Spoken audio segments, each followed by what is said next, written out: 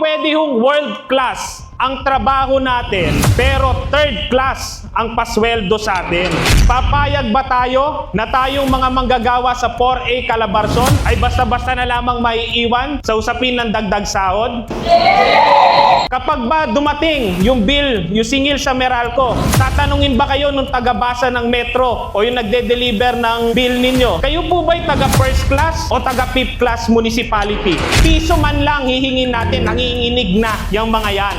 Wag po tayong magpa-hold up dun sa ating mga employer. Tayo po rin ay kasamang lumika dun sa yaman at kita ho nila. Ang binuo nating ekonomiya dito sa Calabarzon, nagkakalagang 3 trillion pesos. Ang sahod natin, 500 hanggang 600 lang. Yun po ba ay makatwiran? Yun po ba ay makatarungan?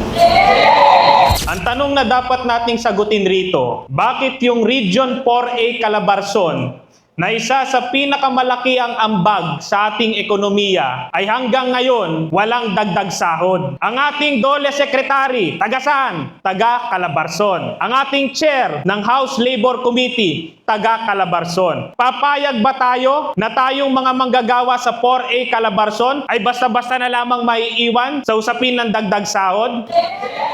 Biruin niyo po, ang Calabarzon po ay pangalawang pinakamalaking contribution sa GDP ng ating bansa. Yung buong bansa natin, service-driven yan eh. Pero tanging Calabarzon lang, ang tanging region na tinatawag na industry-based, manufacturing, export economic zones, Cavite, Laguna, Batangas, ang pinakamalaking eco-zone na nakaregister ngayon, dun sa Quezon itatayo. Kaya hindi pwede hong world class ang trabaho natin, pero third class ang pasweldo sa atin. Ngayon, nung nagkagulo sa Middle East at ngayon nagkakagulo na naman, natataas na naman presyo ng petrolyo at produkto, lahat. Iniisip ba ng inflation, pupunta muna siya sa extended metropolitan area o component city? Kapag ba dumating yung bill, yung singil sa Meralco, tatanungin ba kayo nung taga-basa ng Metro o yung nagde-deliver ng bill ninyo? Kayo po ba'y taga first class o taga fifth class municipality? Hindi naman, di ba? Pero ang wage order natin dito, nakakalito, napakaraming classification, napakaraming pagkakahati-hati. Pinag-usapan natin kanina yung agriculture eh. Sila po ang nagpapakain sa atin. Pero parang sila po, every year, araw-araw, papatayin po nila sa gutom dahil sila po ang may pinakamababang minimum wage sa Calabarzon man o sa buong bansa, 508 pesos. Yung 600 pesos po dito na pinakamataas na minimum wage sa Calabarzon, kalahati lang nung living wage. Milya-milya ang layo dun sa Metro Manila, minimum wage. Ilang hakbang lang, kagaya nung nabanggit, Pasig na.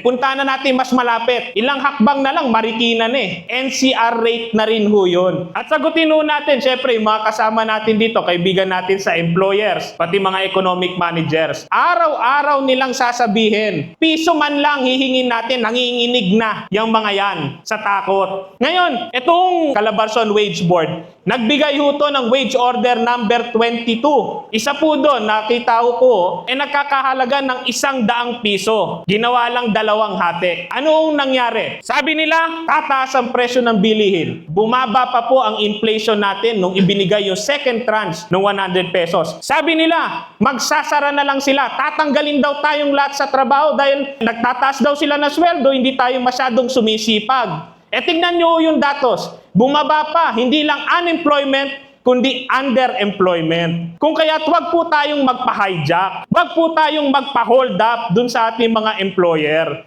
Tayo po rin ay kasamang lumika dun sa yaman at kita ho nila. Biruin nyo ho, ang binuo nating ekonomiya dito sa Calabarzon, nagkakalagang 3 trillion pesos. Ang sahod natin, 500 hanggang 600 lang. Yun po ba ay makatwiran? Yun po ba ay makatarungan? Yun po ay harap-harapan tayong ninanakawan. Kaya wag po tayong papayag ron. At bilang panghuli po, kung gusto po ni DOLE Secretary Francis Tolentino, pumunta na naman sa palengke, baka dito na lang sa Antipolo, public market natin o sa Masinag. Siguraduhin lamang po niya, maaaring hindi mabigay no ating Regional Wage Board yung 1,200 na living wage kaagad-agad. Maaaring hindi po niya maibigay yung 200 pesos dagdag sahod na hindi namin titigilan hanggat maipasa natin sa Kongreso. Pero sana naman, naman, higitan nyo naman po yung 85 pesos na pinapangalandakan nilang historic. Sana po, lahat po tayo rito, manggagawa po ba kayo sa Metro Manila, manggagawa po kayo sa Cavite, Laguna, Rizal, lahat po tayo dito ay pare-parehong manggagawang Pilipino. Pare-pareho tayong pinangakuan ng ating saligang batas ng